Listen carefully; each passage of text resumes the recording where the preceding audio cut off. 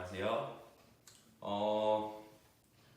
오늘은 도덕과 국어를 나가보도록 할게요. 2019학년도 1회 도덕을 펴주시면 될 것 같고요. 페이지는 39쪽입니다.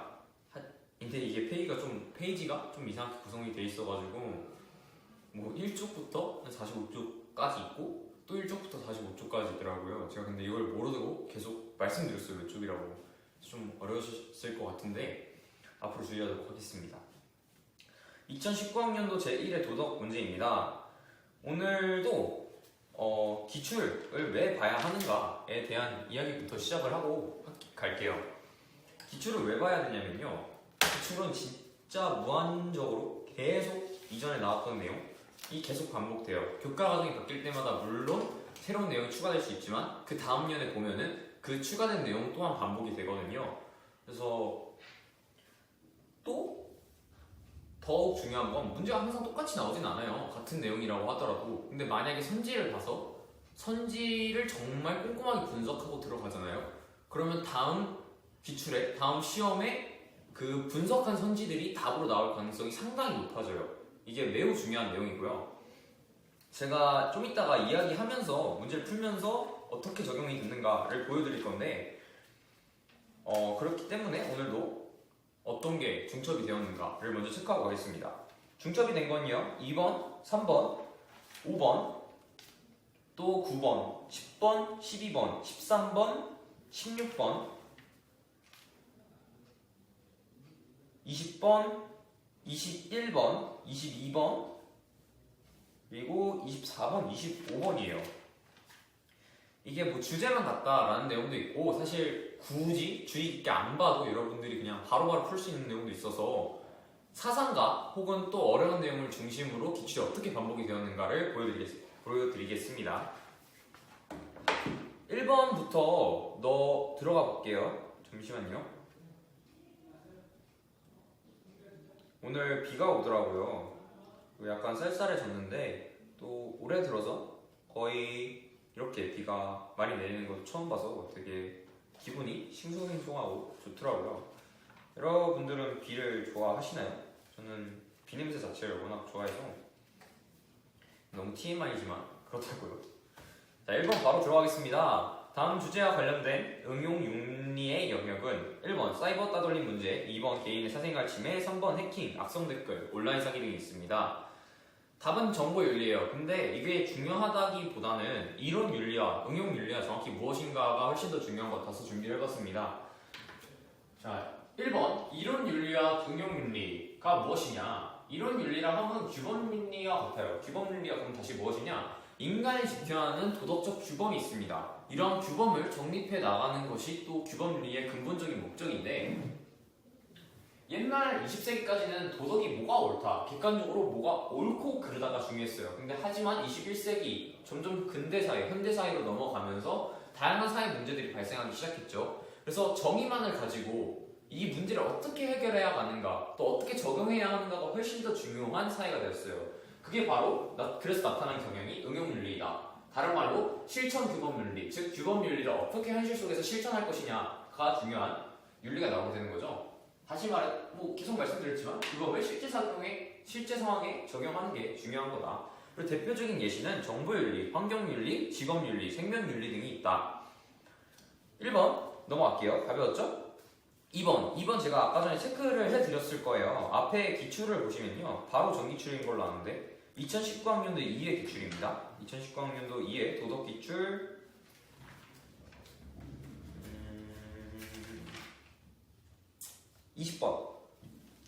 20번에서 제가 칸트의 의무론이 무엇인가에 대한 설명을 해드렸어요. 여기서 보면은 똑같거든요. 도덕 의무에 따른 행동을 강조했다. 그래서 의무론적 윤리설과 넘어가고 또 20번에 2번 선지를 보면 동기보다 결과가 중요하다. 말만 조금 바꿔놓은 거죠. 완전 똑같죠. 행위의 동기보다는 결과를 중시한다. 동기보다 결과가 중요하다. 그죠? 그때는 답 선지였지만 이번에 틀린 선지였습니다. 이런 식으로 선지만 조금 바꾸고 그때는 답이고 이때는 답이 아니다. 그 정도로만 바뀌어요. 또 이번에는 답 먼저 말씀드리면 도덕 법칙은 예외 없이 보편적으로 적용되어야 한다가 답이었는데 옛날 기출을 보면요.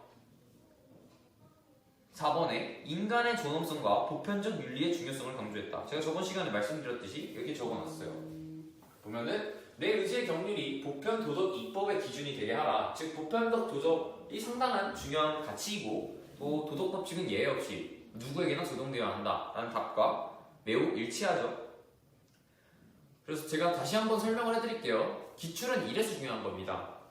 반복되는 내용이 계속 옛날엔 답이 아니었던 선지가 이번엔 답으로 나오고 옛날에 답이었던 선지가 이번엔 틀린 선지로 나와요. 그래서 기출을 보실 때 꼭 선지 하나하나를 잘 분석하시고 답만 체크하고 내가 맞았다, 틀렸다가 중요한 게 아니라 틀렸으면 왜 틀렸는지 내가 이걸 어떻게 캐치하고 부족한 부분을 외과하는 게 무엇인지를 꼭 캐치하고 넘어가셔야 합니다. 다시 칸트의 세상 한번 말씀드리고 갈게요. 칸트는 의무론적 윤리적의 대표적인 학자입니다. 19세기에 정말 변태적으로 의무가 무엇인가에 대한 책을 엄청 많이 썼고요. 정말 사람이라면 그 생애 동안 쓸 수 없는 책의 양을 방대하게 쓰신 분이에요. 좀 괴짜예요. 어느 정도였냐면요. 새벽 그 날의 시간을 알 수 있었다 해요. 칸트가 하는 행동을 보고. 칸트는 3시에 산책을 나갔다 합니다. 그래서 어떤 사람이 적어놓은 기록에 따르면 내가 시간을 알기 위해선 창문만 바라봐도 충분하대요. 그 3시쯤에 창문 밖을 바라보면 칸트가 산책을 하고 있다. 그리고 그게 정확하게 3시이다. 이 정도로 변태적인 학자였는데 그의 선이 무엇이었느냐? 의무에 부합해야 합니다. 의무. 그럼 인간에게 부합한 의무가 무엇이냐? 즉 인간이 목적이어야 된다는 거죠. 인간을 위해, 인간을 위한 것만을 위해, 그리고 인간의 의무를 위해서만 행동하면 꼭 선이고 의무에 부합한다. 그리고 이 사람의 정의의 경륜, 정의의 법칙이 무엇이냐? 내 의지의 경륜이 보편 도덕 입법의 기준이 되게 하나입니다. 보편 도덕 입법의 기준이란 사람들 누구나 공유할 수 있는 정의관에 입각하여서 나의 도덕적 법칙을 정립하라는 거죠. 사람마다 도덕 법칙이 다를 수 있어요. 어떤 부분에서는 이 사람 찬성하는데 어떤 부분에서는 반대할 수 있습니다. 근데 칸트는 이런 부분을 좀 논외로 하고 일치할 수 있는 부분, 누구나 사람은 죽여서 안 된다. 이 정도의 부분, 그러니까 누구나 보편적으로 가질 수 있는 도덕 입법 기준을 가지고 너의 의지의 경륜, 내 행동의 기준이 되게 하라. 그 행동의 근거가 되게 하라고 얘기합니다. 두 번째, 동기가 결과보다 중요합니다. 결과가 더 중요한 학자들은 공리주의자들이에요. 이 사람은 물에 빠진 사람, 저번에도 빌 게이츠 얘기를 들었던 것 같은데 빌 게이츠가 물에 빠졌어요. 나는 근데 그 사람을 도와줬어요. 왜 도와줬냐? 그 사람이 나한테 보상을 줄 거니까요. 이런 동기를 가지고 그 사람을 도와줬다 하면은 동기가 불순한 거죠. 그렇기 때문에 이건 도덕적인 행동이 아닙니다. 단지 사람이기 때문에 사람을 구해야 된다는 의지의 경륜, 또 보편 도덕 입법 기준 때문에 내가 도왔다. 그러면은 도덕적 행동인 거죠. 3번. 종교 간의 갈등을 극복하기 위한 노력으로 적절하지 않은 것은 3번입니다. 너무 당연하게 짚고 넘어가셔야 되는 거고요. 부가된 설명 안 할게요. 4번. 기억에 들어갈 도덕 원리는 자, 도덕 원리, 그리고 제가 도덕 판단에 대한 설명을 드릴게요. 이거는 도덕 판단의 방법 중 하나인데요. 3단 논법이라 합니다. 왜 3단 논법이라 하냐? 3가지 상황에서 판단하고 수식을 사용해서 결국 그 결과를 이끌어내는 방법이기 때문에 3단 논법이라 해요. 3가지 과정을 거쳐서. 그 구성 요소가 무엇이냐? 실제 상황이 있어야 됩니다. 내가 응용 윤리한 부분인 거예요. 이론 윤리가 있어요. 근데 그거를 적용할 상황이 없어요. 그럼 의미가 없죠. 도덕 법칙입니다. 이런 윤리가 있어야 된단 말이에요. 그리고 이러한 실천할 수 있는 상황과 도덕 법칙이 있어야 결국 도덕적 판단을 이끌어낼 수 있다. 이게 바로 3단 논법이다. 그럼 3단 논법에 대한 설명을 말씀드릴게요. 문제를 어떻게 풀어야 되느냐? 수식으로 풀어야 됩니다. 그리고 아마 여기는 도덕 법칙이랑 사실 판단, 제가 도덕 원리라고 적었어요. 뭐 같은 말이니까요. 도덕 법칙이랑 사실 판단 이 순서가 바뀌어 있는데 여러분들은 이게 하나의 유형이라고 생각해 주셨으면 감사할 것 같아요. 사실 이렇게 되면은 너무 쉽게 풀리거든요. 그래서 평가원 할아버지들께서 가끔 바꿔놓으세요. 그러면은 그냥 사실 판단 먼저 오게 하면 된다. 그리고 생각하면 된다. 보시죠. 자, 폭력은 타인의 인권을 침해하는 행위이다. 저는 폭력을 P라고 둘게요. 그리고 타인의 인권을 침해하는 행위를 Q라고 두겠습니다. 즉, B면 Q이다. 나왔죠? 그리고 도덕 원리. 답은 타인의 인권을 침해하는 행위는 옳지 않다예요. 근데 타인의 인권을 침해한 행위는 아까 전에 Q라고 정의했죠. Q. 그리고 행위는 옳지 않다. 이런 행위는 옳지 않다를 알려줬을 때 폭력은 타인의 인권을 침해하는 행위이다. 그리고 타인의 인권을 침해하는 행위는 옳지 않다. 즉 폭력은 옳지 않다라는 결론이 나오게 되는 거죠. 즉 P이면 Q이고 Q이면 R이기에 P는 R이다. 하나의 집합 속의 집합의 관계를 나타내고 또 수식을 사용해서 풀 수 있는 방법입니다. 즉 사실 판단을 먼저 두시고 도덕 원리를 먼저 두시고 도덕 판단을 나중에 주세요. 그리고 문장이 어떻든 P이면 Q이다, Q이면 R이다 이런 식으로 수식화해 주시고 결국 이 과정을 통해서 P이면 R이다를 도출해 주시면 됩니다. 5번 다음에서 적용하고 있는 공정한 분배 기준은 사회 구성 간의 차이를 고려하지 않고 보는 사람에게 동일하게 분배하는 것. 이것도 저번 시간에 나왔을 거예요. 아마 저번 시간의 답은 능력이었을 겁니다. 볼까요? 저번 기출이었는지 아니면 이번 기출이었는지 솔직히 헷갈리는데 아마 이번 기출은 아니겠죠. 제가 지금 풀고 있으니까. 여기 있습니다. 자, 저번 기출, 즉 2019학년도 2회 도덕 기출을 보면요. 13번에 다음 설명에 해당하는 분배 기준이 무엇인가에 대한 질문이 있어요. 탁월한 재주가 있는 사람은 그렇지 않은 사람보다 더 나은 우대를 받아야 한다. 라고 적혀있네요. 이때의 답은 능력이었습니다. 이번 선지 볼까요? 이번 선지에도 능력, 2번에 능력이 있어요. 근데 이번엔 조금 바뀐 거죠. 사회 구성 간의 차이를 고려하지 않고 모든 사람에게 동일하게 분배하는 것. 동일하게 분배하는 것. 뭐 기출은 이제 그만 얘기할게요. 반복이 된다, 선지를 봐야 된다 정도로 끝내시면 좋을 것 같고 이번 내용에서는 제가 항상 이런 문제를 풀 때 키워드 잡으라고 하셨어요. 동일, 분배, 차이를 고려하지 않는다. 뭐랑 관련이 있는 거죠? 평등과 관련이 있죠. 4번입니다. 6번 설명해 드릴게요. 6번 사실 뭐 그렇게 중요한 내용은 아니에요. 그냥 TMI로 좀 배경 지식을 설명해 볼게요. 여러분 청백리 사상이란 걸 들어보셨나요? 들어보신 분도 있고 아닌 분도 있겠죠 아마. 청백리 사상이란 건 정말 현대사회에서 매우 필요한 도덕 도덕 규범이 아닌가 싶어요. 사실 모든 정치를 하시는 분들께서 뭐 돈을 받았다 혹은 뇌물을 받았다 라는 이유로 청문회에 많이 끌려가시는데 제가 모든 정치인들을 비하하는 발언은 아니고 좀 그래서는 안 되는 거죠. 정치를 하시는 분들이 돈을 받았다? 자신의 이익을 위해서? 국민을 대표하는 분들이 정말 말이 안 되는 거죠.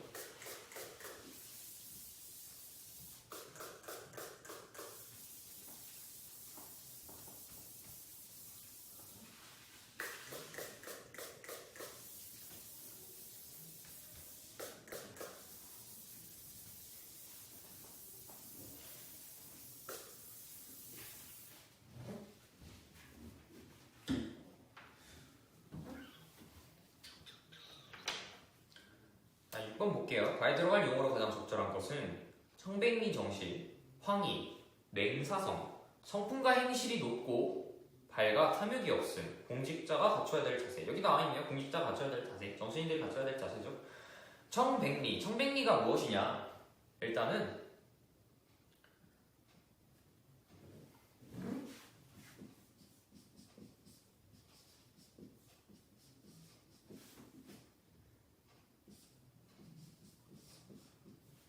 맞나요? 제가 한자를 안 쓴지 너무 오래돼서 이거 처음이에요. 청백리 청렴하다. 이건 밝을 청자예요 사실. 근데 옛날에는 밝을 청자를 좀 청렴하다라는 뜻으로 많이 썼고요. 이게 흰백자라고도 하는데 다시 다른 말로 우두머리 백자라는 뜻도 있어요. 그리고 이게 관리 리자, 벼슬아 치리자인데 청백리 즉 청렴하고 청렴한 관리들의 우두머리가 된 사람이라는 뜻이죠. 대표적으로 황희와 맹사성이 있습니다. 조선시대에는 청백리들을 직접 뽑았다 해요. 그러니까 다른 벼슬아치들에게 모범이 될 수 있는 청렴한 사람을 뽑았다 하는데 조선시대 총 500년 정도 되는 조선시대의 역사 속에서 217명만이 뽑혔던 내용이고요. 그 조건도 까다로웠다 해요. 청렴한 건 기본이고요. 의정부라는 오늘날에 뭐라 해야 할까요? 총무기관? 국회 아니죠? 행정부에서 국무총리와 하는 회의들, 대통령과 하는 회의들이 있는데 국무회의에 참가할 수 있는 정도의 사람들, 오늘날로 따지면 그게 의정부거든요. 옛날로 따지면 의정부인데 그 의정부에서도 차관급 이상, 정이품 이상 사람들만 참여할 사람들 중에서 그 중에서 217명만 뽑았다고 합니다. 그 정도로 500년 동안 217명. 정말 전국에서 그 정도면은 정말 청렴한 사람들이었다는 뜻이겠죠. 그래서 나왔던 사람이 황희정승 그리고 맹사성 정도가 있고, 성품과 행실 높고 말과 탐욕이 없음. 당연한 얘기죠. 공직자가 갖춰야 되는 얘기다. 갖춰야 할 자질이다. 당연합니다. 답은 3번. 7번. 다음 내용이 설명하는 후회 실천 방법은 부모의 뜻을 헤아려 실천함으로써 부모를 기쁘게 해드리는 거. 이거 어떻게 푸셨는지 모르겠어요. 저는 이게 답은 맞는 것 같은데 내가 너무 많이 까먹었다 라면서 풀었거든요. 답은 일단 2번이에요. 양지가 해석을 해드리면요, 기르다 양자의 뜻 지자인데 뜻을 기르다, 즉 옛날에는 입신양면, 입신양면이라 하죠. 부모를 기쁘게 하는 가장 좋은 방법은 몸을 바르게 해서 국가의 정부의 벼슬아치로서 나가는 거였어요. 그래서 벼슬아치는 뜻으로 해석할 수 있고 다른 말로 할 수 있고, 이 때문에 나는 뜻을 기른다, 부모를 기쁘게 한다 라는 의미로 이어질 수 있는 거거든요. 그게 양지예요. 한자를 모르시면 솔직히 좀 어렸던 문제가 맞는 것 같아요. 1번 뜻은 아니 불자의 유혹자입니다. 이거는 유혹에 넘어가지 않는다. 40대가 되면은 40대를 부록이라고 부르는데 40대가 되면은 유혹에도 넘어가지 않는다요. 그래서 한자로 부록은 아니다 라고 말하죠, 40대들을. 3번 이순입니다. 이순, 예순 같은 뜻이에요. 예순이 뭐죠? 60대의 사람들 의미하는 거죠. 한자를 해석해드리면은 이자에 이해하다 순자입니다. 즉 모든 걸 들으면 이해할 수 있는 나이, 즉 60대가 되면은 모든 걸 들으면 이해할 수 있다 라는 말인데 과연 그럴까? 이거 맹이 흉맹하다 맹자는 아니고요, 따르다 맹자? 그러니까 맹목하다 맹자예요, 사실 오늘날 말로 따지면. 그리고 눈목자거든요. 맹목이라는 건 눈에 보이는 것들, 모든 걸 따라간다 라는 뜻입니다. 답이 2번이었어요. 8번. 양성평등을 실현하기 위한 노력에 해당하는 것을 보기에서 고른 것은, 답 바로 고를게요. 기억 니은 1번. 9번. 직업인이 지녀야 할 윤리적 기본 자세에 해당하지 않는 것은, 이거 저번 시간에 나왔던 기출이고요. 답 2번. 쉽습니다. 다음은 어느 학생이 서술형 평가 답안이다. 밑줄 친 기업 예열 중 옳지 않은 것은, 노인 공경 사상, 고령화 사회에서 갖춰야 될 도덕을 의미하는 건데 이거 저번 기출에 나왔고요. 답은 2번입니다. 노인은 자녀에게 의존해야 한다는 인식을 스스로 지녀야 한다. 여태까지의 답들은 아마 저번 시간 기출도 그러고 직장, 퇴직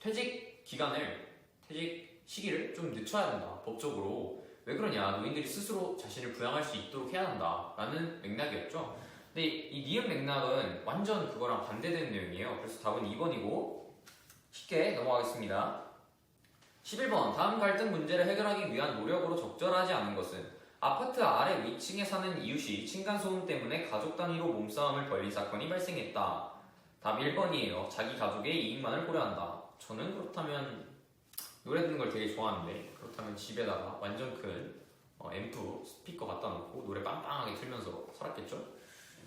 그랬다가는 근데 사실 잡혀가니까 못합니다. 12번. 다음 내용이 설명하는 소비 형태는 경제활동과 환경윤리를 결합시킨 새로운 소비 방식, 친환경 제품과 공정무역 상품, 사회공헌 활동에 적극 참여하는 기업, 제품을 구입하는 소비 형태이다. 자, 이거 기출 짬뽕된 거예요. 공정무역 상품 저번 시간에 아마 카카오 관련해서 문제 나왔던 걸로 기억하고요. 그리고 저번 시간에는 사회공헌 활동에 적극적으로 참여하는 기업이 뭔지 물어봤어요. 이게 사회적 기업이었습니다. 이들이 만든 제품을 구입하는 소비 형태이다. 다른 말로 윤리적 소비죠. 되게 1번, 2번, 3번이랑 너무 명확하기 때문에 쉽게 넘어갈게요. 그냥 부가적 설명 없이. 13번 바람직한 문화 정체성을 확립하기 위한 노력으로 적절하지 않은 것은 이거는 저번에 제가 문화를 설명드리면서 절대주의 그리고 또 상대주의를 설명해드리고 절대주의에 대해서는 문화 사대주의와 자문화 중심주의가 있고 또 주의해야 될 거는 극단적 문화 상대주의로 나가서는 안 된다. 보편적 사람의 도덕관 정도는 지킬 수 있는 상대주의가 되어야 한다라고 말씀드렸는데 1번 문화 사대주의 확립. 문화 사대주의를 확립하면 자신들에게 문화 정체성을 바람직하게 형성하지 못하게 방해하는 요인으로 작용할 수 있어요. 네, 알겠습니다. 1번 14번 다음과 같이 주장한 윤리적 사상가는 자 이것도 완전 중요한 문제예요. 유럽 정치, 유럽 철학 하면은 나온 사람들 있죠. 플라토, 소크라테스, 아리스토텔레스 정도? 이 사람들은 서로 선후배 관계 혹은 제자 혹은 스승 관계였기 때문에 서로의 사상이 많은 영향을 미쳤고요. 플라톤도 그 중에서 상당히 중요한 사람이에요. 플라톤은 주로 인간의 본성이란 무엇이고 이 이원론 쪽 세계는 어떻게 구성이 되었으며 어떻게 정치를 해야지 국가가 부유하게 살할 수 있는가 뭐 크립톤이나 철인 정치, 국가론 정도를 냈죠. 4가지 책이 있는데 유명한 게 설명을 해드릴게요. 플라톤 고대 그리스 학자입니다. 이 사람은 일단 이원론을 주장해요. 이원론이란 무엇이냐? 세계가 2가지로 구성이 됐다고 생각을 하는 거예요. 현실 세계가 있고요.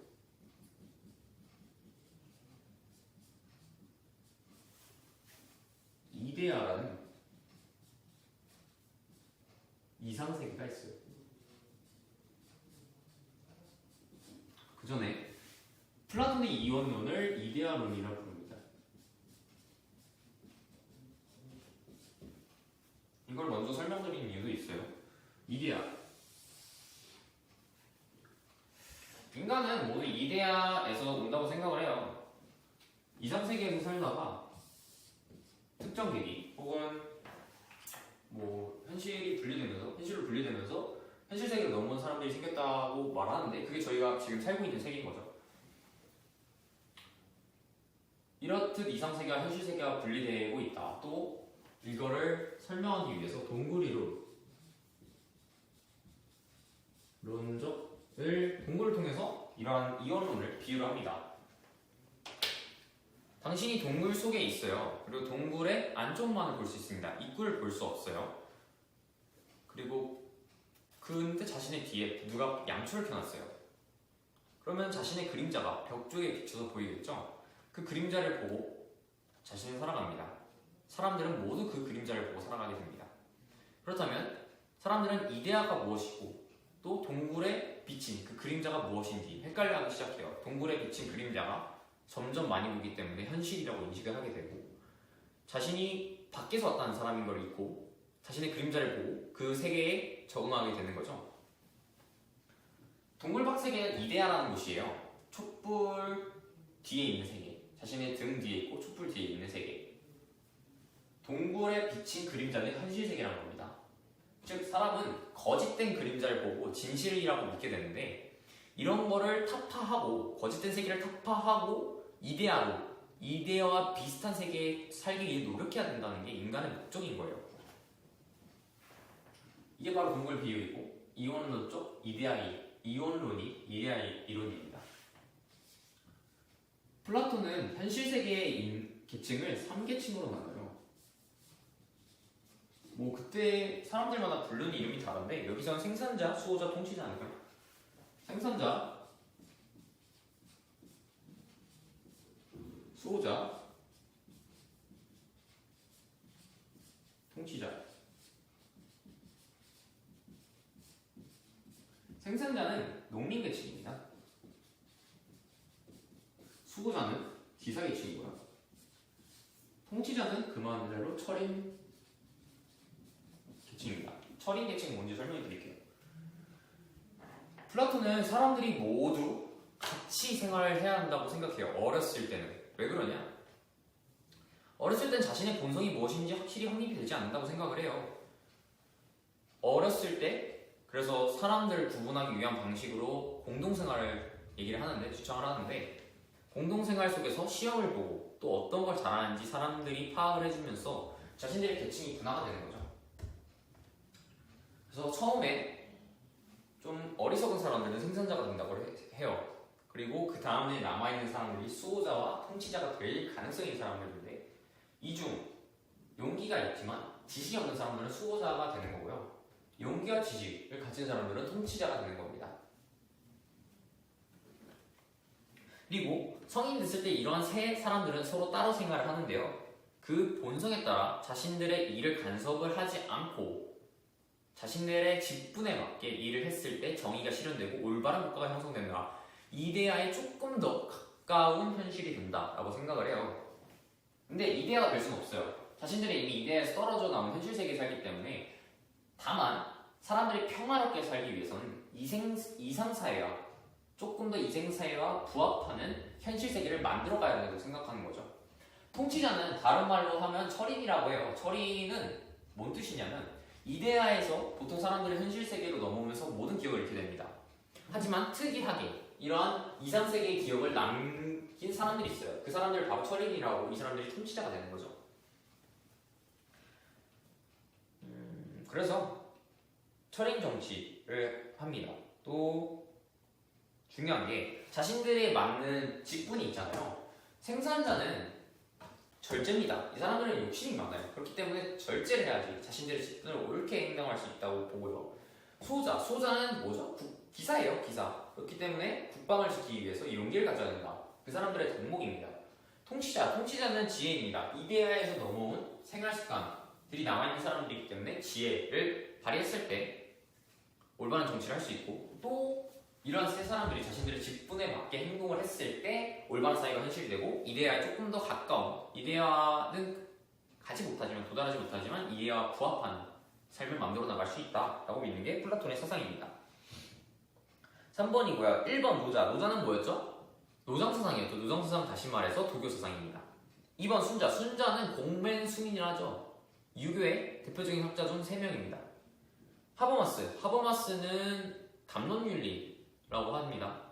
담론윤리란 사람들이 대화를 통해서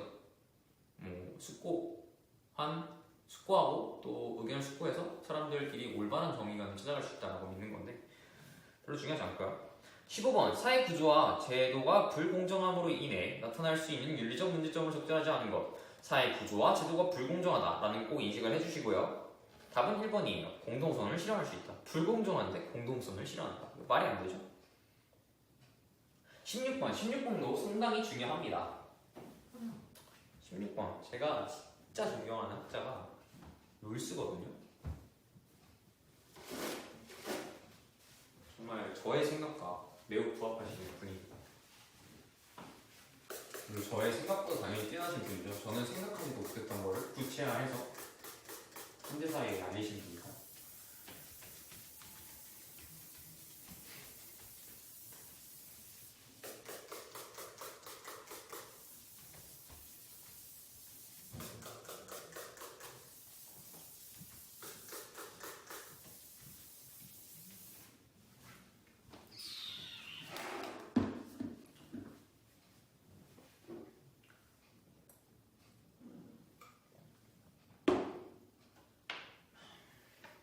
문제부터 읽겠습니다.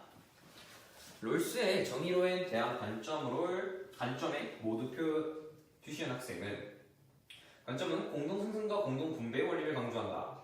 두 번째, 모든 사람은 기본적 자유에서 평등한 권리를 가져야 한다. 세 번째, 최소 수혜자에게 최대의 이익이 보장하는 차등의 원칙이다. 자, 롤스에 대한 설명을 해드릴게요. 존 롤스입니다. 존 롤스는 현대 사회학자 중 한 명이었고요. 돌아가셨지만 아직도 그의 연구가 계속 반복돼서 이루어지고 있습니다. 이 사람은 원초적 입장을 통해서 사람들이 합의를 해야 한다고 생각해요. 이 원초적 입장을 다른 말로 자신은 무지의 베일이다.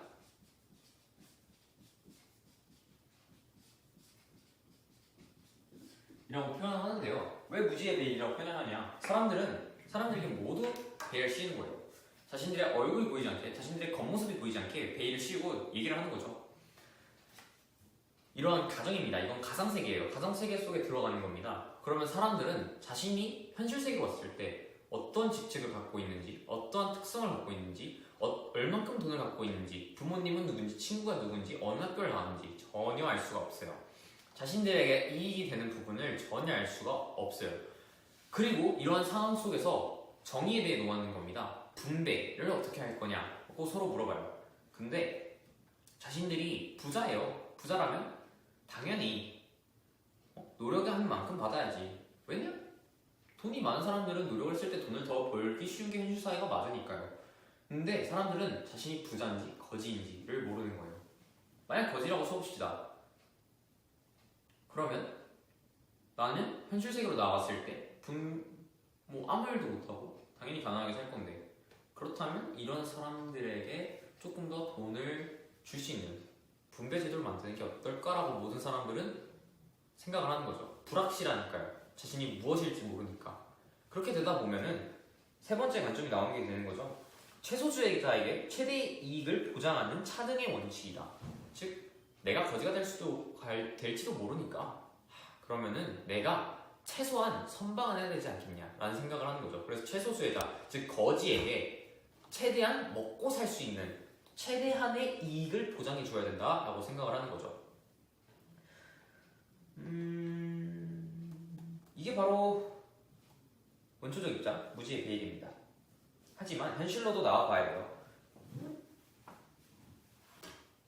롤스가 만약에 원초적 입장, 이러한 정의감만을 가진 사람이었다면 저는 좋아하지 않았을 겁니다. 현실적 입장도 고려했어요. 인간은 누구나 이기적이고 다른 사람에게 무관심하며 또 죄송해요. 하나가 뭔지 합리적이다.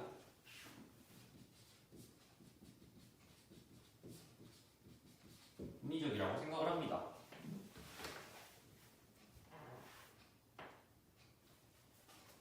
또 현실 세계에서는 특정한 사람들은 재능을 갖고 있을 수 있어요. 또 돈을 갖고 있을 수 있습니다. 그렇기 때문에 즉 다시 말해서 선천적이고 사회적인 우연성을 가질 수 있어요. 선천적, 사회적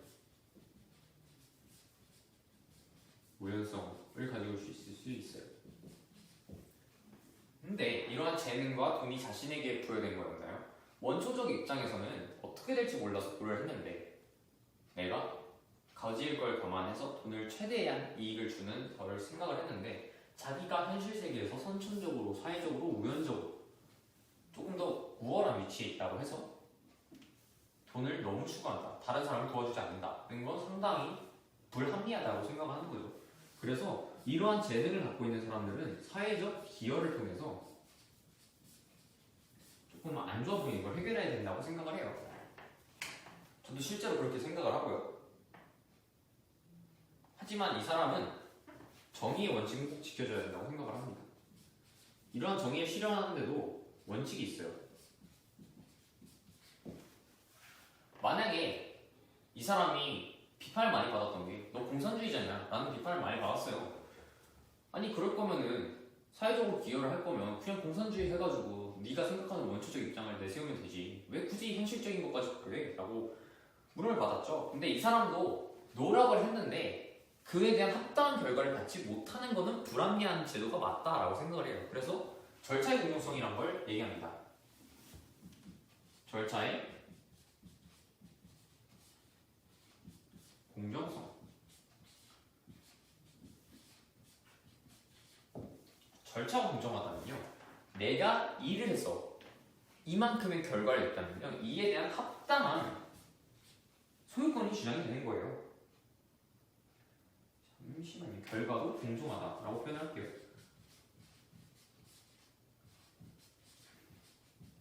이러한 최소한의 현실적 사관을 가지고 있는 거고요. 두 번째가 평등한 자유의 원칙.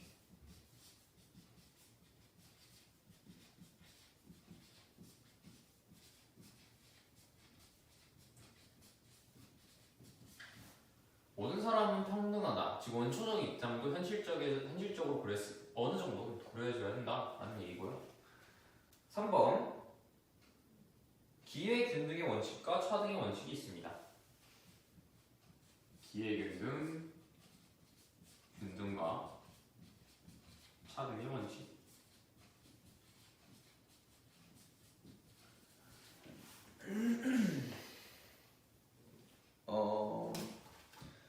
모든 사람에게 이런 의미죠. 모든 사람에게 기회가 균등하면 절차가 공정했을 때 결과가 공정하면 받아들일 수 있어야 된다. 다만 기회가 균등하지 않다면 이거는 바로 시정해야 할 문제가 된다는 거죠. 차등의 원칙. 결과에 대한 차등이 있었을 때 받아들여야 된다라는 의미입니다. 롤스의 관점이었고요. 관점 1번 설명해 드릴게요. 공동생산과 공동분배의 원리를 강조한다. 공동생산과 공동분배는 마르크스주의죠. 마르크스주의는 다시 말해서 공산주의입니다. 2번 모든 사람은 기본적 자유에서 평등한 권리를 가져야 된다. 원초적 입장은 현실에서도 가져왔기 때문에 평등한 자유 원칙, 평등한 기회 균등, 평등한 차등이 있어야 된다라고 생각을 하는 거고요. 3번 최소 수혜자에게 최대 이익이 보장하는 차등의 원칙이다. 차등의 원칙, 아까 전에도 말씀드렸죠. 물론 절차가 공정했을 때 결과에 대한 차등이 있어야 되는 건 확실하지만 이 과정 속에서도 누가 가난할지 모른다고 원초적 입장에서 생각을 해봤기 때문에 그 사람들에게는 최소 수혜자에게는 최대한 이익이 보장되도록 해야 한다라고 생각합니다. 그래서 맞는 내용이고요. 1번 관점은 틀렸다. 2번 관점은 맞고 3번 관점은 맞다. 답은 4번입니다. 17번 사용제도에 반대하는 윤리적 입장의 근거를 보기 위해서 고른 것은 반대하는 윤리적 입장의 근거입니다. 기업, 오판의 가능성이 있다. 오판의 가능성이 있죠. 오판의 가능성은 어떤 법적 재판에서도 있어요. 이거를 시정하기 위해 구제받는 재판도 있고요.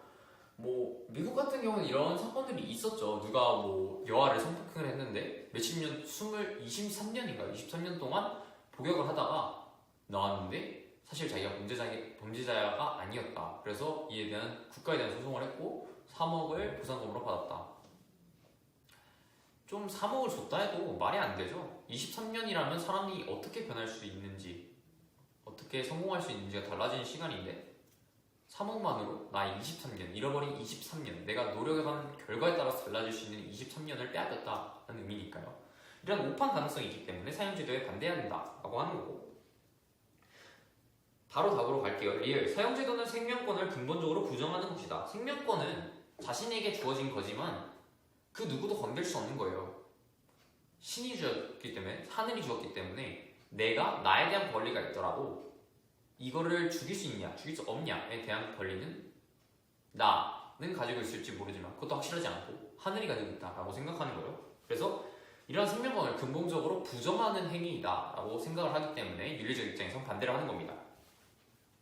다음 퀴즈에 대한 정답으로 옳은 것은 18번. 이것은 벤담이 제안한 원형 과목으로 오늘날에는 통제하고 감사하는 컴퓨터 통신망과 데이터베이스를 이것에 비유하기도 합니다. 무엇일까요? 이거는 그냥 외우시는 수밖에 없어요. 답은 3번 판옵티콘이고요. 판옵티콘.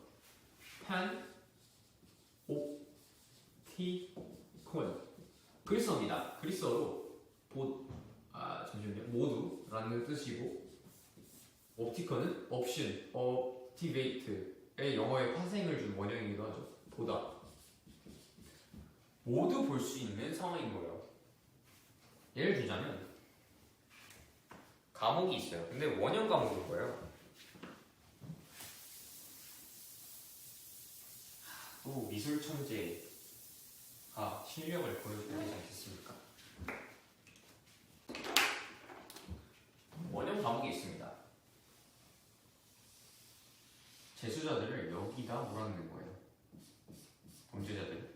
그리고 여기를 둘러싸고 창문을 하나씩 만드는 겁니다.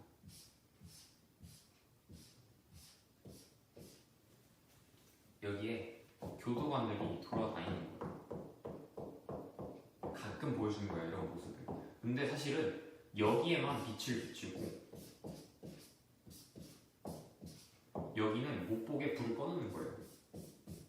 그리고 가끔가다 교도관들이 자신들의 얼굴을 보여주는 겁니다. 그러면 범죄자들은 자신이 항상 이 사람들로부터 감시를 받고 있다고 생각을 하게 되는 거예요. 그렇기 때문에 항상 두려움에 떨고 자신들이 자신들의 지은 죄에 합당한 결과 그리고 속죄의 수단으로서 작용할 수 있는 감옥으로 파노티콘을 제시한 거죠. 이게 벤담이 제시한 거고요. 벤담은 저번에 양적 공리주의 때 설명을 해드렸을 거예요. 양적 공리주의는 넘어가고 이 사람은 법률가였기 때문에 법에 대한 처벌에도 관심이 있어서 이런 감옥을 만들어냈습니다. 실제로 미국에서는 빅브라더라고 해가지고 영화도 나왔었고 이러한 감옥에서 뭐 사람들이 감옥이 아니죠.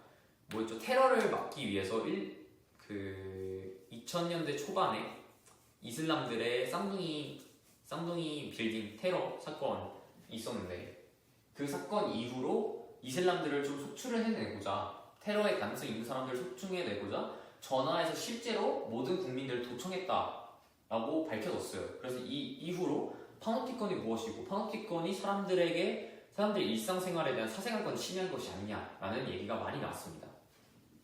답 3번 있고요. 여러분들이 모를 만한 게 좀 톨레랑스라고 생각을 해요. 톨레랑스가 뭐냐면요. 프랑스에서 나오는 관용 정신입니다. 프랑스인들은 원래 성격적으로 활발하고 논쟁하는 걸 되게 좋아해요. 막 다혈질이고. 근데 이 사람들은 논쟁을 함에도 갈등 겪는다고 생각을 하지 않아요. 왜냐하면 관용의 경신을 갖고 있기 때문인데 막 싸워요. 막 싸워도 이 사람이 나와 다른 의견을 가질 수 있고 또 다른 생각이나 다른 문화에서 살았기 때문에 다를 수 있다라는 걸 충분히 존중하는 이성적 태도를 가지고 사람들을 바라봐줘요. 이러한 태도를 톨레랑스라고 부르는 겁니다. 19번 톨레랑스는 21번에도 나와 있어요. 관용이라고. 19번 장기 이식자를 선정할 때 고려해야 할 윤리적 사항으로 적절한 것을 보기에서 고른 것은 기영님 보세요. 이러면 잡혀가요. 이런 걸로 판단하면 이거 답입니다. 20번 다음에서 소개하는 윤리사상가는 제가 저번 시간 이 문제 아까 전에 해드렸던 것 같은데 생명 외경사상을 제시했다. 생명 외경사상이 뭐였죠? 생명에 대한 그 자체만으로 놀라움을 표하는 거예요. 바로 답은 그냥 슈바이처입니다. 더 읽어볼게요. 도덕적 원리를 근거로 생명에 대한 사랑과 책임을 강조. 차등의 원칙도 있었고 이에 대한 책임도 지어야 된다라고 얘기를 했어요.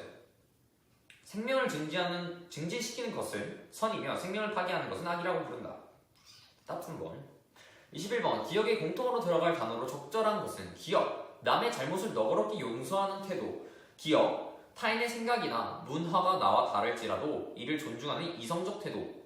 답 2번입니다. 아까 전에 관용 충분히 설명해 드렸으니까 빨리빨리 넘어갈게요. 22번 기후변화에 따른 윤리적 문제에 해당하지 않는 것은 답 3번입니다. 국제사회의 역할과 협력이 축소된다. 확대 대안으로 윤리적 문제가 점점 국가사회에서 관련이 있고 점점 세계화가 되면서 서로 주고받는 영향이 큰데 중국에서 피운 연기가 우리나라에 넘어와서 환경오염을 일으키고 봄에 황사가 오게 되는데 이거를 국제적 사회의 협력으로 해결해야 되지 우리가 개인적으로 해결할 수 있는 겁니까? 불가능하죠. 답 3번인 거고요. 23번 가와 나에 들어갈 용어로 알맞은 것은 이것도 좀 중요한 내용이에요. 설명을 해드릴게요.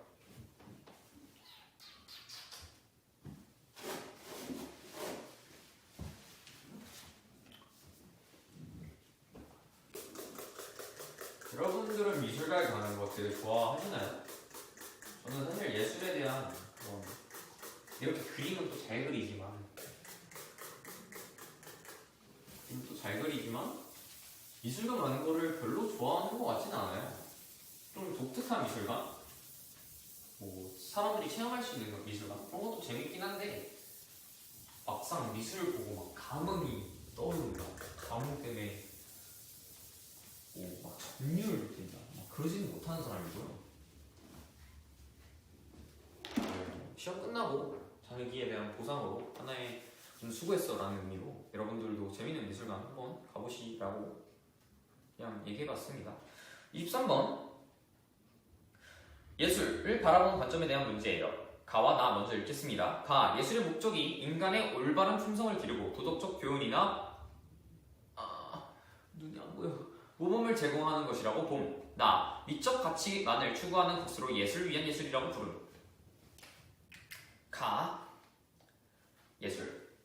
예술을 바라보는 가치관은 두 가지가 있습니다. 신미주의야? 도덕주의.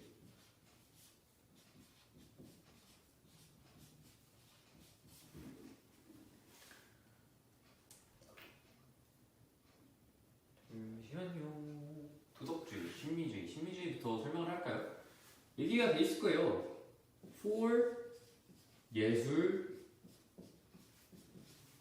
to 예술이라고 대충 적을게요. 예술을 위한 예술. 정말 예술을 위한 예술이에요. 예술은 정말 다른 도덕적 관점 관련 없이 그냥 예쁘면 장땡이다 라는 거죠. 문제점이 생기게 돼요. 뭐 이렇게 된다면 뭐 극단적인 예시로 여성의 나체 사진을 보고 남성의 나체 사진을 보고 아름다움을 느끼는 사람이 있어요. 그러면 그 사람한테는 이게 예술인 거죠. 그래서 사람들의 빨가벗고 있는 모습을 즐기게 된다. 도덕적으로 봤을 때 문제가 있는 거 아닌가요? 이런 게 신미주의의 문제점인 겁니다. 너무 극단적인 상황이었지만 이렇게 흐를 수 있는 거고요. 그래서 도덕주의 이해에 대해 반발로 예술은 도덕에 의해서 지배받아야 된다. 지배가 필요하다. 예술이 어떻게 흐를지 모르는 거기 때문이죠. 대표적인 학자는 칸트와 저희가 좋아하는 공자분이 있습니다. 공자. 칸트는 뭐라고 얘기하냐면요. 미는 도덕성의 상징이다.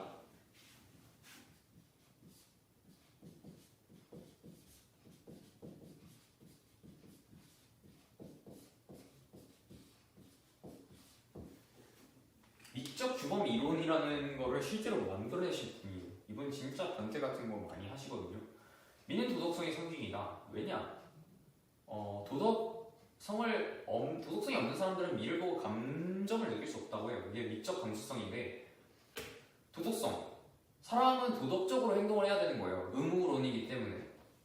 그래서 도덕이 없다면 나는 어떠한 감정도 느낄 수 없고, 옳음과 성과 정의로움과 정의롭지 못함을 구분하지 못하게 돼요. 근데 이런 정의감, 도덕성을 가지고 있는 사람들은요, 그림을 보고 느낌을 느끼게 되는 거죠. 처음에 그 미에 대한 감정이 뭔지 모르겠지만 내가 이걸 보고 좋은 느낌을 느꼈어. 그렇다면 이게 옳음이구나 라고 판단할 수 있게 되는 거죠.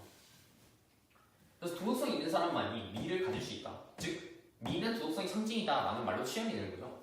공자는 자활, 까리하게 자활. 공자는 예에서 사람이 서고 악에서 완성된다라고 합니다. 공자는 예를 중요하게 여기 쓰는 사람이에요. 예에서 사람이 되고 악, 즉 음악에서 완성이 된다.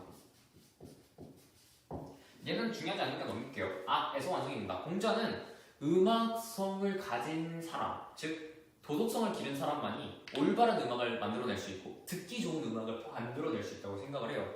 그래서 예를 통해서 사람이 되지만 또 악을 통해서 도덕적으로 듣기 좋은 거, 듣기 좋지 않은 거, 또한 심정을 다스릴 수 있잖아요. 음악을 하면서 심정을 표현할 수 있고 이러한 음악을 만들어낼 수 있는 사람이 돼야 도덕적인 사람이 완성이 되는 거다 라고 얘기를 합니다.